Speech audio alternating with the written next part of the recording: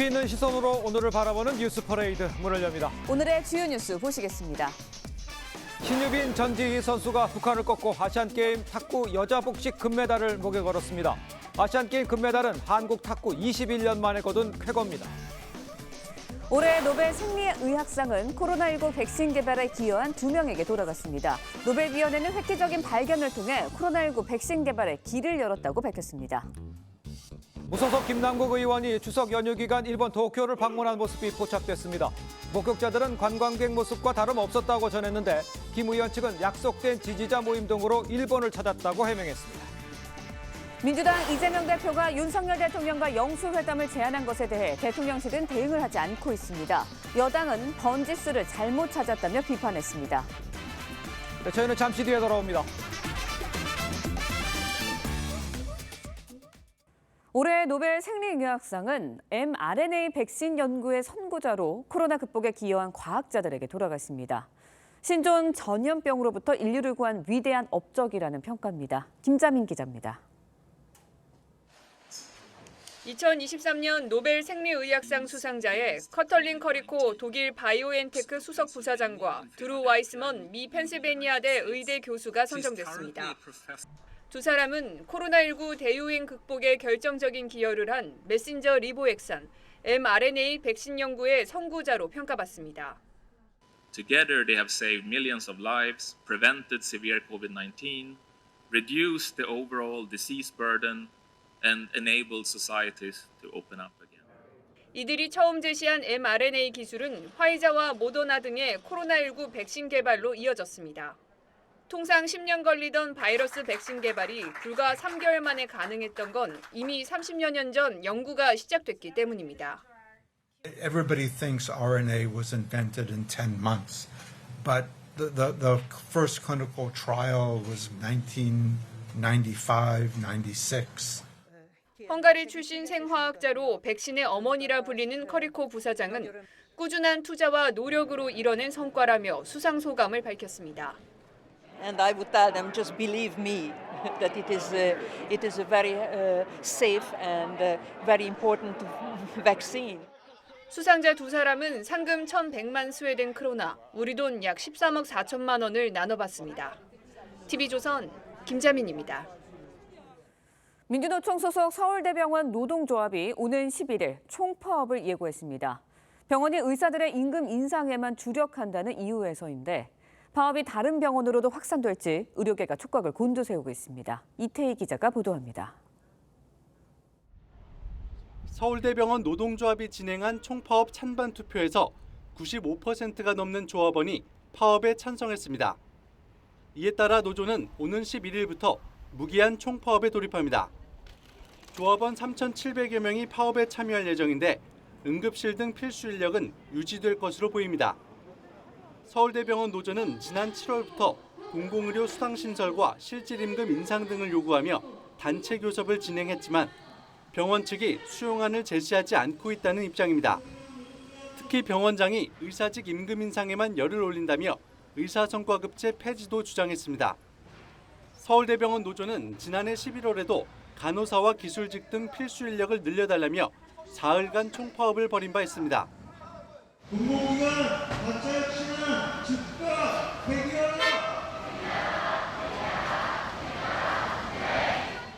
서울대병원을 시작으로 국립대병원 파업이 줄줄이 이어질 가능성도 있습니다. 경북대와 충북대, 제주대, 강원대병원 등이 민주노총 의료연대본부 소속입니다. 이달 초 노사 교섭 상황에 따라 다른 병원들의 파업 찬반 투표도 진행될 것으로 보입니다. TV조선 이태희입니다. 네, 어젯밤 10시 20분쯤 서울 강서구 등촌동에 걸린 이 김성태 국민의힘 강서을 당협위원장의 현수막에 불이 났습니다. 불은 현수막 일부를 태우고 5분 만에 꺼졌습니다. 경찰은 방화 가능성을 염두에 두고 불을 낸 사람을 추적하는 등 이 방화 화재 경위를 지금 조사 중입니다. 김남국 의원이 추석 연휴 기간 일본 도쿄를 방문한 것으로 확인됐습니다. 김 의원 측은 지지자 모임 등을 하기 위해서 일본을 갔다고 했지만 이 평소 후쿠시마 오염수 방류에 반대 목소리를 내왔던 만큼 이번 일본 방문을 놓고 적지 않은 논란도 예상이 됩니다. 이광희 기자입니다. 무소속 김남국 의원이 반팔에 배낭을 메고 휴대전화로 주변 사진을 찍고 있습니다. 추석 연휴인 그제 관광객 차림의 김 의원이 서 있는 곳은 일본 도쿄 중심가이자 명품 매장이 늘어선 긴자거리. 김 의원은 코인 거래 논란으로 국회 윤리심사자문위원회가 제명을 공고했지만 내년 총선 불출마를 선언해 제명은 피한 상황입니다. 김 의원의 일본 방문은 의원실 보좌진조차 처음엔 몰랐던 일정이었는데 이후 김 의원 측은 일본행은 지지자 모임 등 예정된 정치활동이라며 여행 경비는 사비로 부담하고 보좌진 없이 혼자 일정을 소화하고 있다고 답했습니다. 그러면서 통역이 필요한 미팅은 현지 지인의 도움을 받고 국정감사 이후에도 일본 남북권 만남을 진행할 예정이라고 했습니다. 김 의원은 일본 후쿠시마 원전 오염수 방류에 반대해왔습니다. 지난 6월 자신의 SNS에 오염수 방류가 어린이의 생식 세포를 파괴해 그 후손의 기형 발생을 일으킬 수 있다는 글을 공유해 논란이 되기도 했습니다. 이 같은 논란은 김 의원만이 아닙니다. 지난 6월 오염수 해양 투기를 철회해야 한다는 내용의 결의안이 야당 단독으로 처리된 국회 본회의장에서 민주당 소속 김영주 국회 부의장이 일본 여행 문자를 주고받는 장면이 포착되기도 했습니다. 이후 김 부의장은 당의 경고를 받고 사과문을 냈습니다. TV조선 이광입니다. 민주당 이재명 대표가 추석 연휴 직후에 당무에 복귀할 예정입니다. 이 대표는 윤석열 대통령과 이 조건 없는 영수회담을 제안했는데 대통령실은 대응을 하지 않고 있고 여당은 번지수를 잘못 찾았다 비판했습니다. 윤슬기 기자입니다. 추석 연휴 직후 당무 복귀를 앞둔 이재명 대표는 병상에서 회복 치료 중에도 정부를 향해 강한 비판을 쏟아냈습니다. 이 정권이 정말 무능한 데다가 유능해 보려는 의지조차도 없는 것 같아요. 그러면서 자신의 SNS에 윤석열 대통령과 조건 없이 만나 민생과 국정을 허심탄회하게 논의하자고 제안했습니다. 대통령과 야당이 머리를 맞대는 것만으로도 회복의 신호가 될 것이라고 했습니다. 대통령실은 공식 입장을 내놓지 않고 있습니다. 대통령실 내에선 이 대표의 상대는 대통령이 아니라 여당 대표이고 더구나 검찰 수사를 받는 이 대표와의 회동은 더더욱 부적절하다는 기류가 강한 것으로 알려집니다. 국민의힘은 여야 대표 회동이 먼저라고 지적했습니다. 여당, 야당 대표가 만나서 대화하자고 그동안 수차례 제안을 했는데 묵묵부담인 사람이 엉뚱한 데를 가지고 엉뚱한 말씀을 하실 일이 아니다. 지금 번지수를 제대로 찾아서 여야 대표회담으로 빨리 복귀하는 것이 그게 정상적인 수순이다. 그러자 야당에선 대통령과 야당 대표의 만남이 남북 정상회담이라도 되냐며 영수회담 거부는 불통의 폭주라는 반응이 나왔습니다. 이 대표가 던진 영수회담 카드를 놓고 여야의 새로운 신경전이 예상됩니다. TV조선 윤슬기입니다. 네, 지금 전해드린 대로 무소속 김남국 의원 추석 연휴 기간 동안 일본 도쿄를 방문한 모습이 포착이 됐습니다. 두 분과 함께 정치권 소식을 자세히 짚어보겠습니다. 노동인 파이낸셜 뉴스 주필 정기남 전 민주당 선대위 대변인 모셨습니다. 안녕하십니까? 안녕하세요. 네, 자, 김남국 의원 추석 연휴 기간 동안에 도쿄 번화가에서 백팩을 메고서 사진을 찍는 모습이 포착이 됐습니다. 이 공개된 사진만 보면 여행을 간 듯한 모습일 수도 있겠습니다. 그런데 이제 오염수 방류 반대를 외쳐온 김 의원이 도쿄를 여행한 건 조금 고개를 갸우뚱하게 만든다 이런 이야기도 좀 나오고 있는데 글쎄요, 뭐 사진만 나왔으면 뭐 전체를 다 알 수는 없습니다만 어떻게 보셨습니까? 글쎄 추석 연휴에 뭐 일본 여행 간 게 무슨 뉴스거리가 되고 논평거리가 되는지 잘 모르겠네요. 네. 뭐 김남국 의원 뭐 혼자 갈 수도 있는 거고 그런데 이제 언론에서 왜 주목하느냐는 당연히 이제 이유가 있겠죠. 그렇습니다. 네, 지금 말씀하신 대로 오염수 방류 때문에 일본이 무슨 뭐 오염돼 가지고 뭐 큰일 날 것처럼 그렇게들 떠들더니 네. 혼자서 여행 갔냐 뭐 그런 얘기인 것 같고. 네. 갔던 또 뭐 식사도 하셨겠죠. 일본 가면 대개 뭐 이제 스시 포도를 먹고 그럴 텐데 예. 뭐 생선 스시나 이런 것 아니면 뭐 대체 먹을 게 별로 없는 게 일본 아니에요. 근데 그것도 드셨는지 잘 모르겠네요. 그러니까 저렇게 보통 뭐 이제 뉴스거리가 되지 않고 논평거리가 되지 않는 게 뉴스거리가 되고 논평거리가 되는 거는 예.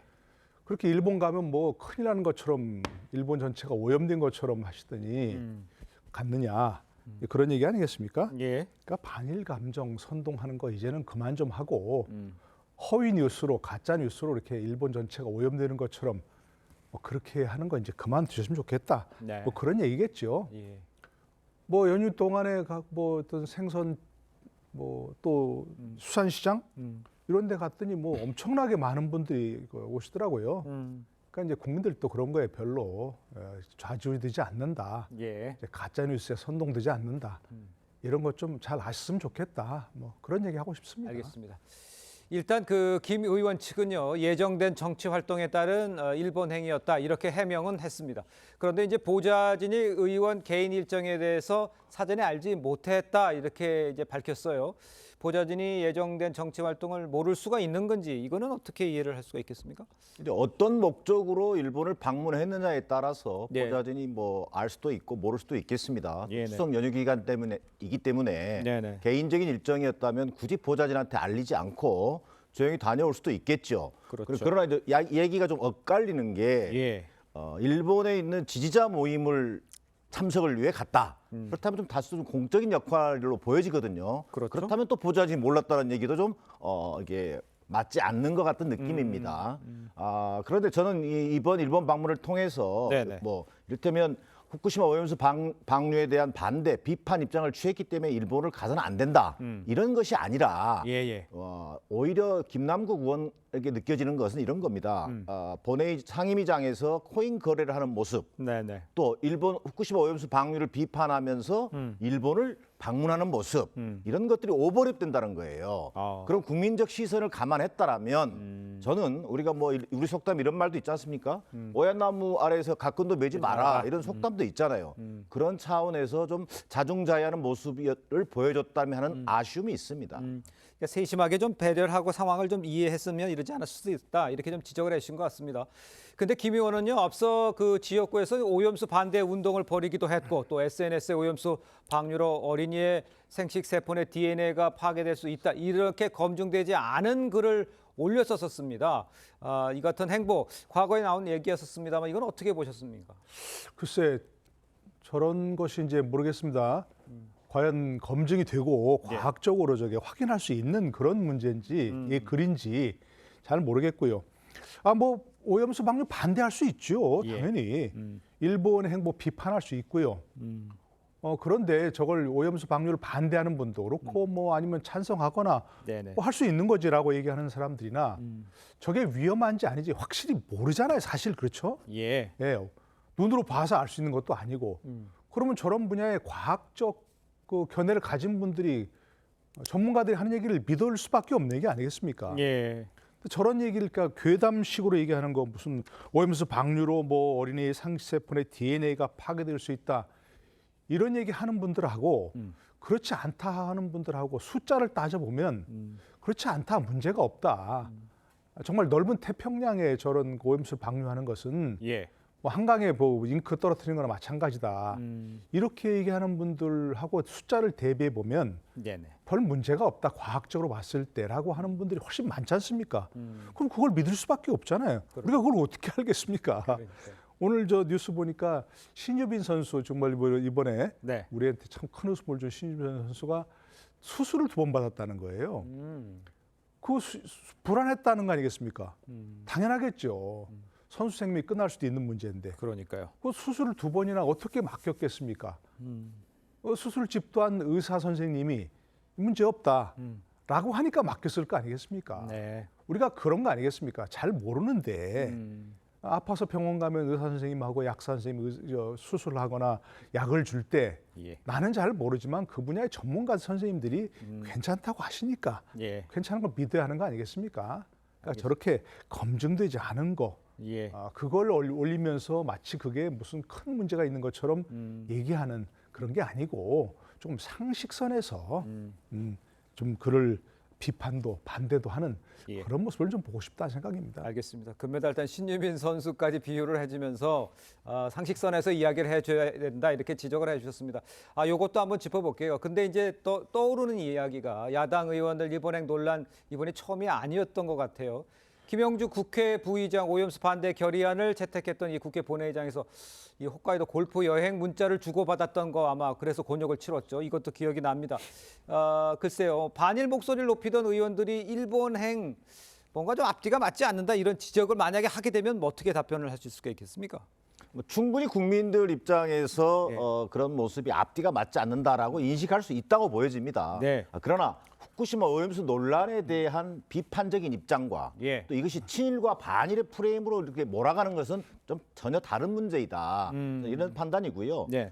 실제 그 일본 정부의 오염수 방류 정책에 대해서 비판적인 입장을 야당 의원들이 그동안 취해 왔습니다. 예. 그런 입장에서 본다면 뭐 일본 방문의 목적이 좀 분명한 목적을 가지고 가는 상황. 예. 이를테면 얼마 전에 한일 의원연맹도 있었습니다만 예. 뭐 그런 것들이 얼마든지 국민들이 이해할 수 있거든요. 예. 그런데 개인적인 자격으로 만약에 방문하는 것이라면 네네. 가급적 자제하거나 또 이 시기를 좀 지난 뒤에 방문한다든지 하는 그런 좀 지혜로운 처신이 좀 필요한 것 아닌가 뭐 이런 판단이 드는 상황입니다. 알겠습니다. 김남국 의원 이야기 하나만 좀 더 해보면요. 코인 논란으로 국회 윤리심사 자문위원으로부터 제명 공고받았죠.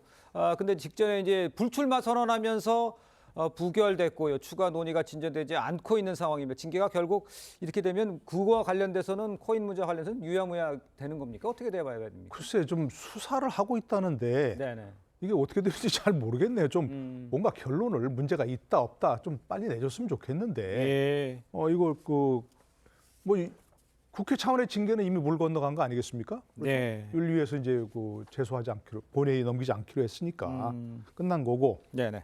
뭐 징계를 피하기 위해서 불출마 선언도 했으니까 예. 아마 이제 김남국 의원 문제는 뭐 더 이상 짚을 만한 그런 문제가 없는 거 아니겠습니까?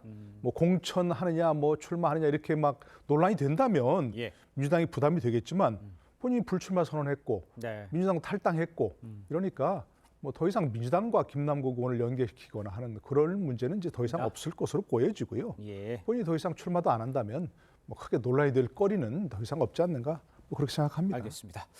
자, 다음 소식도 좀 짚어보겠습니다. 민주당 이재명 대표의 영수회담 제안을 두고 여야는 연휴 기간 내내 신경전을 이어가고 있습니다. 여야의 입장 듣고 돌아오도록 하겠습니다. 엉뚱한 데를 가지고 엉뚱한 말씀을 하실 일이 아니다. 지금 번지수를 제대로 찾아서 여야 대표회담으로 빨리 복귀하는 것이 그게 정상적인 수순이다. 그게 정치의 원리다.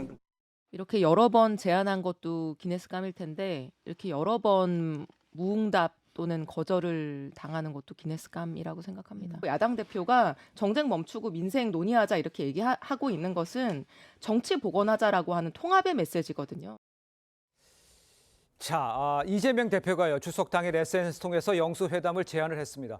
그런데요. 선거법 위반 혐의로 기소된 이후 또 최측근인 김용 전 원장의 구속과 또 민주당사 압수수색 후 또 성남 FC 후원금 의혹으로 검찰 조사를 받은 이후 이렇게 포함을 해서 전체적으로 아마 영수회담 제안한 것만 8번입니다. 글쎄요. 이 대표가 어떤 그 중요한 모멘텀에서 영수회담을 제안했다. 그리고 8번이나 했다.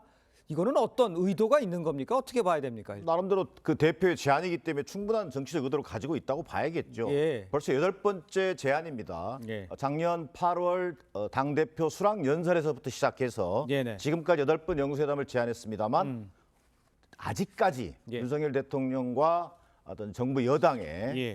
흔쾌한 수용 입장을 확인하지 못하고 있습니다. 자, 추석 민심을 한마디로 얘기하면 이 극단적인 어떤 이 여야 대결 정치 좀 그만 좀 하라. 네네. 좀 민생을 중심으로 여야가 정치를 복원시키고 국회를 정상화시켜야 되는 것 아니냐. 이게 추석 민심이라고 할 수 있습니다. 예. 그런 맥락에서 이재명 대표의 제안은 나름대로 의미가 있다. 자, 그럼에도 불구하고 이재명 대표는 영장 기각이라고 하는 예. 막 기사회생의 상황 아닙니까? 네. 이 속에서 뭔가 변화된 상황에서 전국의 주도권을 쥐기 위한 그런 차원에서의 어떤 선제적 영수회담 제안일 수도 있겠고요. 네네. 두 번째는 이재명 대표가 이걸 당연히 윤석열 대통령이 받을지 안 받을지에 대해서 판단이 나름대로 했지 않겠습니까? 그러니까 제 질문은 왜 나름대로 그렇게 안 그러면 했어도 왜 윤석열 대통령이 흔쾌히 받았더라면 저는 정말 좋은 일이고요. 국민들 예, 입장에서는. 예, 예. 그러나 역시 예상했던 대로 윤석열 대통령 받지 않았습니다. 자, 그러면 어떻게 되겠습니까? 이재명 대표는 8번에 걸쳐서 민생을 매개로 한 영수회담을 제안한 사람으로 이미지가 남습니다. 자, 두 번째. 윤석열 대통령은요. 끝내 소통과 협치를 거부하고 예. 뭔가 좀 협량의 리더십, 뭔가 불통의 리더십, 독선적 국정 운영의 어떤 이미지 네네. 이걸 부각시키는 하나의 계기가 될 수 있다는 측면에서 예. 이재명 대표가 선제적으로 제안한 것으로 볼 수 있겠습니다. 네, 알겠습니다. 자, 그런데요, 이 대표의 영수회담 제안에 대해서 대통령실에서 이제 따로 입장을 내지는 않고 있습니다. 여당에서는 영수회담보다는 이 재판에 충실하라면서 비판의 목소리를 내고 있죠. 대통령실과 여당에서 이 대표의 제안 순수한 의도가 아니다, 이렇게 볼 수밖에 없다라고 생각한다면 어떻게 보십니까, 이거는? 그래서 정 대변인이 너무 잘 얘기했잖아요. 그러니까 그렇게 얘기를 해주셨어요. 어차피 안 받을 거 뻔히 알면서 한 의도가 있다, 정치적으로. 그러니까요. 그게 정치적 행보죠, 그게. 예. 전 개인적으로는 글쎄 대통령실과 윤석열 대통령도 좀 정치적으로 행보했으면 참 좋겠다 생각이 들어요. 덥석 받으면 좋잖아요. 네. 안 받을 줄 뻔히 알았는데 받으면 오히려 당황하지 않을까 싶은데 네. 정치적이라는 게 되게 그런 얘기 아니에요? 알면서도 모르는 척, 모르면서도 아는 척 예. 이렇게 하면서 슬쩍 이렇게 능치고 넘어가는 예. 그런 거 했으면 저도 좋을 것 같아요. 야당 대표와도 그렇게 만나자고 하니까 만나시고 네네. 또 그러면 또 다른 제안도 있잖아요. 예. 여야 대표가 함께 만납시다. 이러면 그것도 좋잖아요. 아, 예. 둘이 여야 대표. 만나는 것이 아니라. 아, 그렇죠. 예. 이제 그 역제안을 해서 예. 그럼 여야 대표 뭐 꼭 저 국민의힘과 민주당만 있는 것도 아니니까 정의당도 대표해서 그렇죠. 같이 만납시다. 그래서 민생 얘기하시니까 좋죠. 민생 대표 회담 해봅시다. 이렇게 역제안도 좀 하고 예. 그렇게 하면 얼마나 좋을까. 이게 정치적이란 게 그런 거 아닐까요? 예. 그냥 당신은 저 확정적 범죄자니까 중범죄니까 안 만날래요. 이렇게 하는 것보다는 뭐 그런 거 좀 이렇게 하는 게 정치적인 좋을 것 같은데 모르겠습니다. 묵묵부답할 필요는 없을 것 같은데 그런 얘기도 이렇게 왔다 갔다 하다 보면 예. 제안하고 역제안하고 예. 이러다 보면 또 만남 것도 되지 않을까.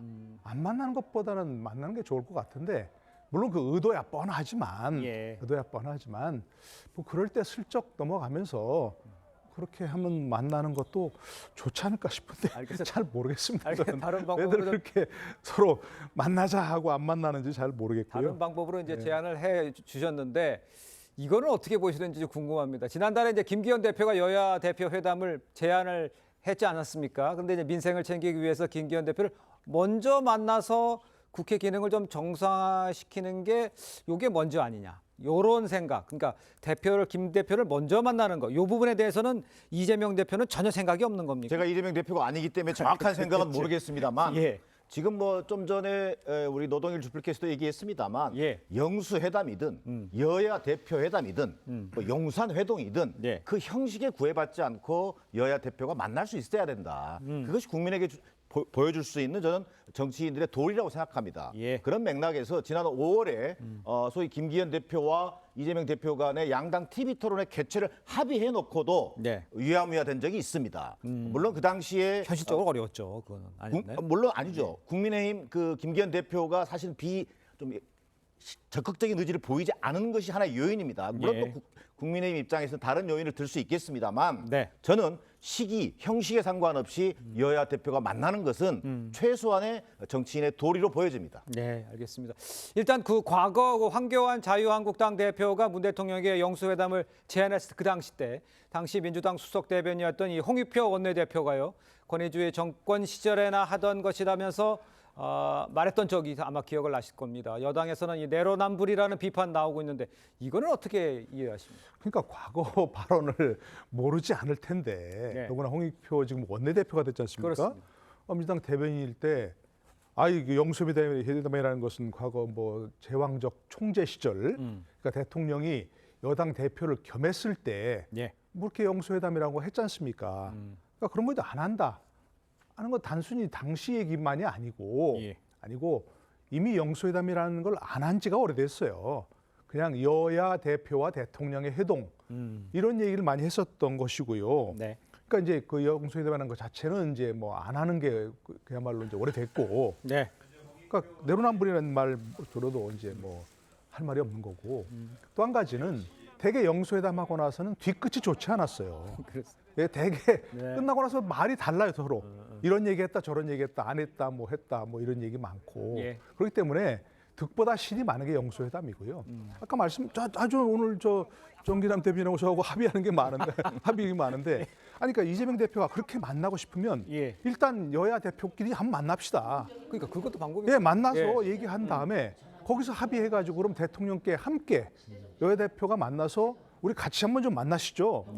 라고 건의해 봅시다. 그러면 윤석열 대통령도 굳이 그거는 회피할 이유가 없잖아요. 그러니까 그 여러 차례 만나서 이런 문제 가지고서 대통령과 합의할 필요가 있다. 이렇게 하면 여야 대표와 대통령도 함께 만나시고 그럼 얼마나 좋을까요? 그러니까 영수회담이라는 거 자꾸 메아리 없는 그런 외침을 하지 마시고 여야 대표가 함께 먼저 만나고 그다음에 거기서 합의해서 대통령과도 한번 만날 필요가 있습니다. 그렇게 하면 같이 만나시고 얼마나 좋겠습니까? 그러니까 영수회담 또 뭐 여야 대표회담 서로 메아리 없는 일방적인 얘기만 하지 마시고 가능한 것도 먼저 하고 그러는 게 정치 복원에 좋지 않을까 싶네요. 알겠습니다. 일단 대통령실에서는 사법 리스크가 해결되지 않았다. 이 부분에 대해서도 좀 생각이 있는 것 같다는 생각도 좀 들기는 하는 것 같아요. 알겠습니다. 이런 상황에서 야당 내에서도 이 대표의 영수회담 제안이 부적절했다 이런 지적 나오고 있습니다. 최재성 전 청와대 정무수석 이야기 좀 듣고 오도록 하겠습니다. 지금은 제가 보기에는 영수회담 요청하고 뭐 이럴 상황은 아니라고 봐요.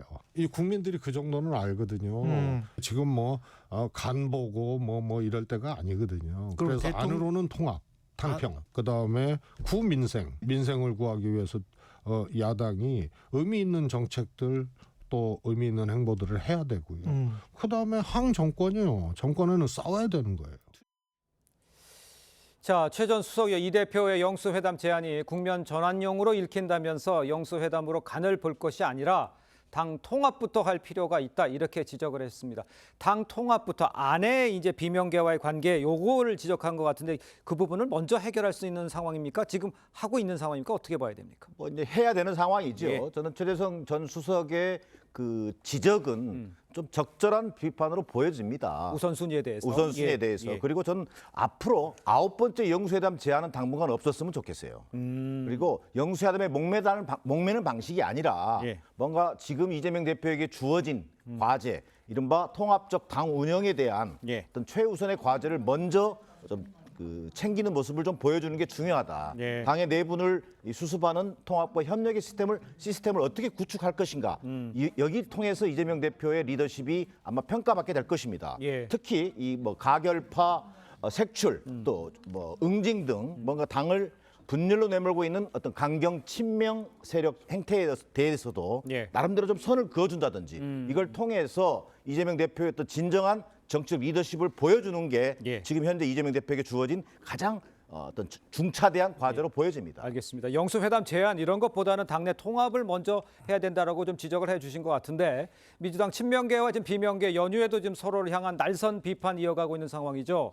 비명계 이원욱 의원이요. 강성 지지층들에 보낸 이 비난 메시지를 공개를 했습니다.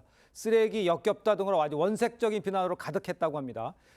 민주당의 상황 또 아우를 수 있는 상황인지 요거는 어떻게 보십니까? 글쎄 왜 갈등이 생기는지 잘 모르겠네요. 그렇습니까? 아니 제가 이 자리에서도 여러 차례 얘기했고 공개적으로 이재명 대표의 가장 큰 승부수는 뭐냐?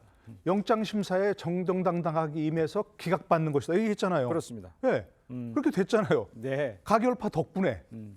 그 덕분이라는 말이 좀 어폐가 있지만 결과적으로 그렇게 됐잖아요. 정치는 결과 책임입니다. 그럼 가결파가 만약에 부결됐다.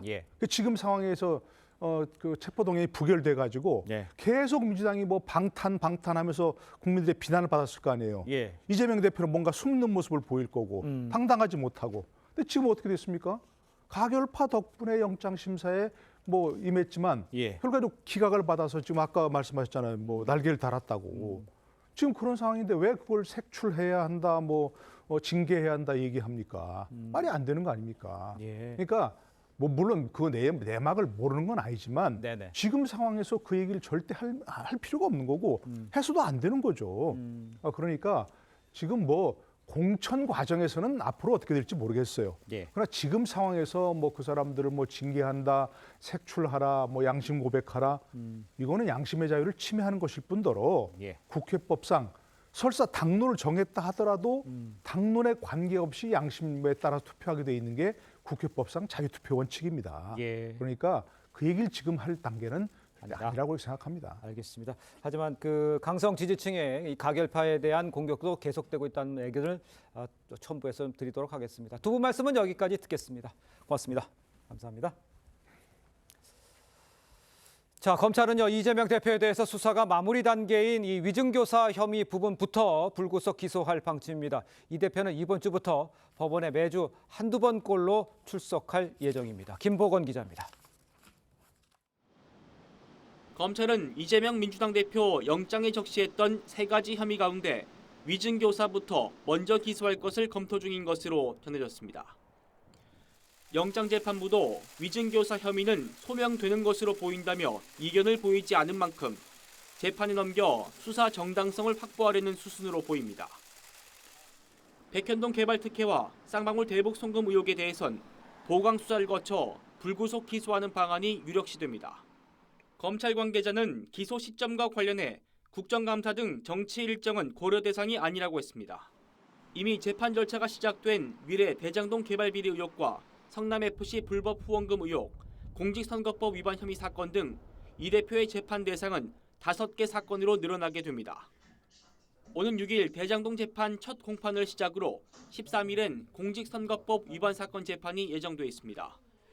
줄줄이 재판이 진행될 예정이어서 이 대표가 많게는 한 주에 3차례 이상 법원에 출석하는 상황이 벌어질 수 있다는 전망도 나옵니다. TV조선 김보건입니다. 네, 전해드린 대로 이 검찰의 이재명 대표 기소가 초읽기에 들어간 상황입니다. 네, 관련 내용 장현주 변호사, 함인경 변호사와 함께 자세히 짚어보도록 하겠습니다. 안녕하십니까? 안녕하세요. 네, 안녕하세요. 자, 먼저 이재명 대표 수사에 대한 이 검찰 입장을 듣고요, 이야기 이어가도록 하겠습니다.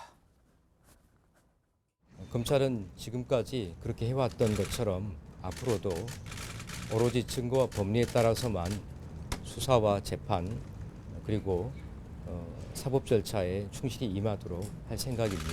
국민들께서 차분하게 지켜봐 주시는 것이 가장 바람직하지 않겠나 하고 생각합니다. 자, 이원석 검찰총장 이야기 직접 들어보셨습니다만 영장은 기각이 됐지만 이 예정된 사법 절차를 차근차근 밟아 나가겠다. 이게 지금 검찰의 입장입니다. 그러니까 다시 말해서 이 대표가 이제 거의 법원에 글쎄요, 뭐 출근이라는 표현은 좀 그렇습니다만 이틀에 한 번 정도꼴로는 계속 나와야 되는 상황인가 보죠? 네, 그렇습니다. 예. 이제 곧 검찰이 이제 기소를 할 전망이고요. 네. 기소를 하게 되면 이제 이재명 대표가 총 받게 되는 그 재판이 3가지입니다. 네. 지금 현재 공직선거법 위반 사건, 그러니까 고 김문기 씨를 몰랐다라는 허위 진술을 했다라는 이유로 이제 재판을 받고 있는 공직선거법 사건이 제일 먼저 시작을 했는데요. 그렇죠. 그게 3월부터 지금 격주로 한 번씩 열리고 있는 상황이고요. 예. 그리고 또 이제 13일에 이제 재판이 예정되어 있습니다. 그리고 대장동 사건과 삼성 FC 사건은 원래는 지난달 15일 날 재판이 예정되어 있었는데요. 예. 이재명 대표가 단식을 하는 바람에 이제 이번 달 6일로 이제 첫 재판이 연기된 상황이고요.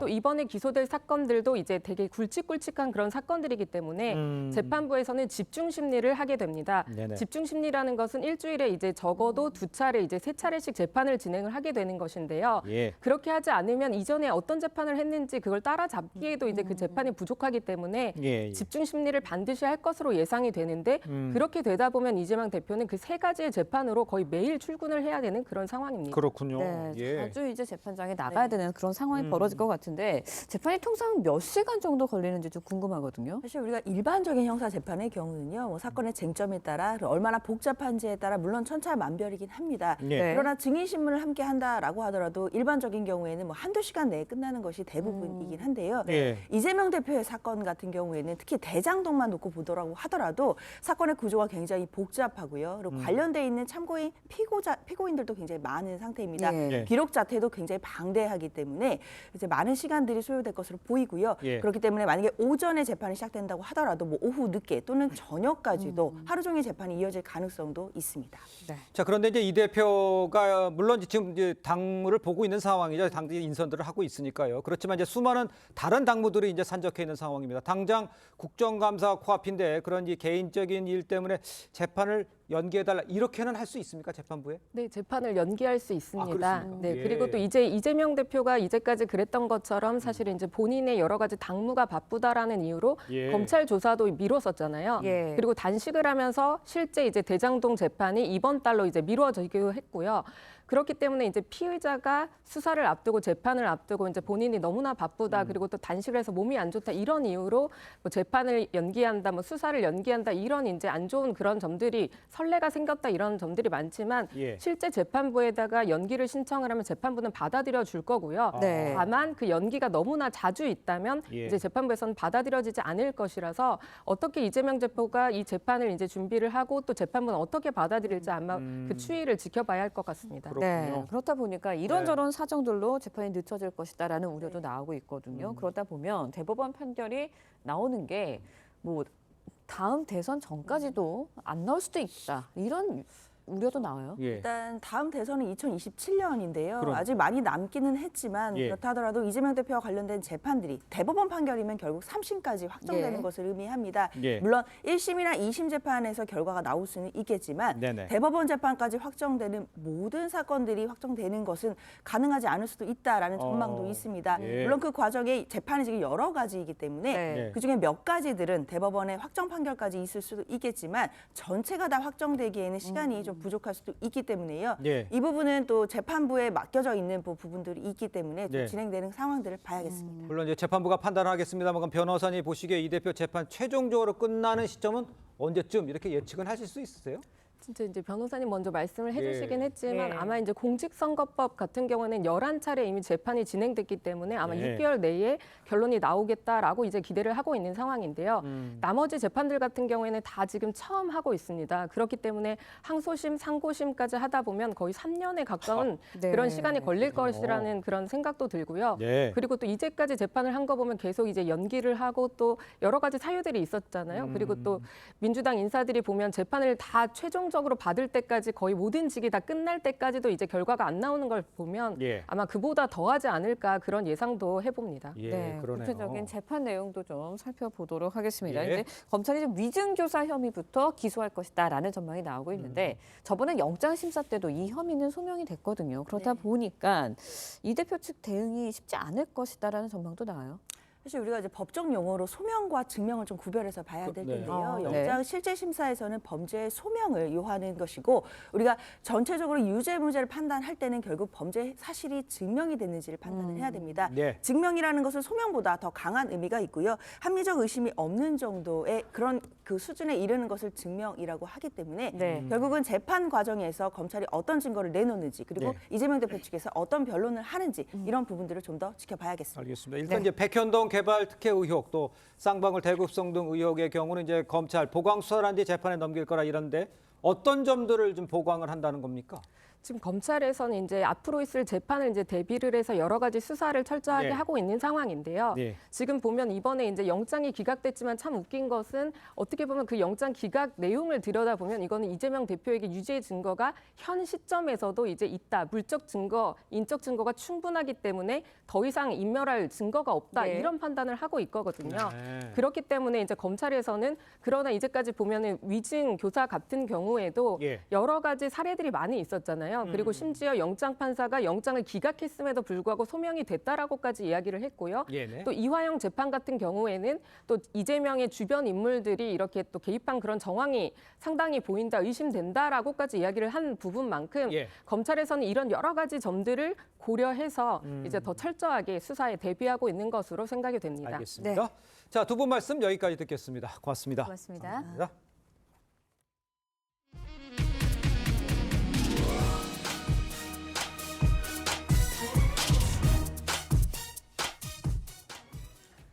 네, 울릉도의 관광 명소인 거북바위가 붕괴되면서 4명이 다쳤습니다.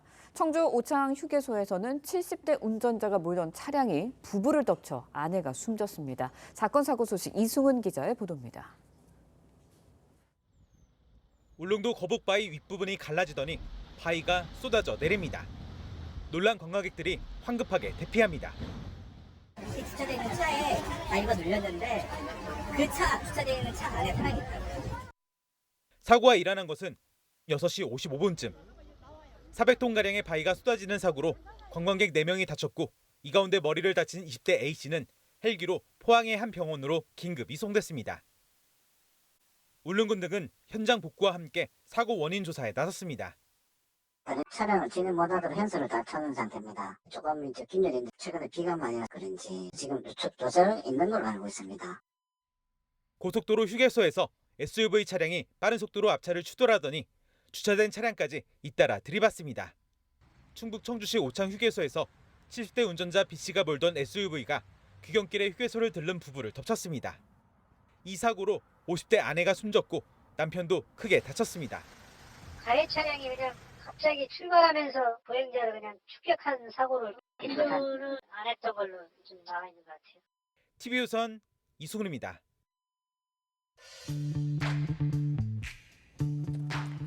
렌즈에 담긴 그 순간 그 의미를 짚어보는 시간이죠. 사진 기자가 선택한 아침의 한 장입니다. 오늘은 조선일보 사진부 조인원 기자와 함께합니다. 안녕하세요. 오늘 아침에 볼 사진 어떤 건가요? 네, 사진을 보시면 한 남자가 전기톱을 들고 지지자들의 연호에 환호하고 있습니다. 이 남자는 현재 아르헨티나 대선 후보인 하비에르 밀레이로 위험한 소품처럼 과격한 선거 공약으로도 주목을 받고 있는데요. 사진을 보면서 한번 알아보겠습니다. 거리 유세에 나온 밀레이가 전기톱을 들 때면 지지자들은 구호와 차장 경적으로 후보를 연호합니다. 그는 자신의 얼굴이 그려진 대형 달러와 그림을 들고서 살인적인 물가를 잡고 경제를 안정시키기 위해 자신이 대통령이 되면 중앙은행을 폐쇄하고 미국 달러화를 아르헨티나의 정식 통화로 사용하겠다고 했습니다. 하지만 전문가들은 이런 방법으로 경제 위기를 벗어나는 것은 현실적으로 불가능하다고 비판합니다. 보수당과 진보당이 번갈아가며 정권을 잡은 아르헨티나 정치계에서 정치평론가 출신인 그는 양쪽 어디에도 속하지 않았습니다. 네, 그런데 이 후보가 이렇게 과격한 공약을 내건 이유는 뭔가요? 네, 아르헨티나는 현재 연 128%라는 살인적인 물가 상승률과 40%가 넘는 빈곤율을 겪고 있습니다. 그래서 이런 불안한 공약에도 밀레이는 유력한 양당 후보들을 물리치고 최근까지 대선 후보 여론조사에서 1위를 달리고 있습니다. 네, 경제가 불안하니 불안한 민심을 반영하는 선거의 모습처럼 보입니다. 지금까지 아침 현장이었습니다. 연휴 마지막 날이자 개천절인 오늘 완연한 가을 날씨 속에 큰 일교차가 벌어지고 있습니다. 서울의 아침 기온 14도, 일부 지역으로는 한 자릿수를 나타내고 있는데요. 낮에도 20도 안팎에 머무르면서 선선함이 감돌겠습니다. 오늘 전남과 경남, 제주에 비 소식 있습니다. 오전부터 늦은 오후까지 5mm 안팎으로 내리겠는데요. 양은 적어서 귀경길 날씨로 인한 큰 불편은 없겠습니다. 오늘 한낮에는 어제보다 2, 3도 정도 낮겠습니다. 서울이 22도, 대전 21도, 부산은 24도가 예상됩니다. 바다의 물결은 제주 남쪽 먼바다에서 최고 3m로 높게 일겠습니다. 또 당분간 남해안과 제주도 해안은 높은 너울을 주의하시기 바랍니다. 일상으로 돌아가는 내일은 중서부 지방을 중심으로 비가 내리겠고 날은 더 쌀쌀해지겠습니다. 날씨였습니다. 네, 이상으로 개천절 아침 뉴스 퍼레이드 마칩니다. 네, 저희는 내일 아침 7시 30분에 다시 찾아뵙겠습니다. 시청해주신 여러분 고맙습니다.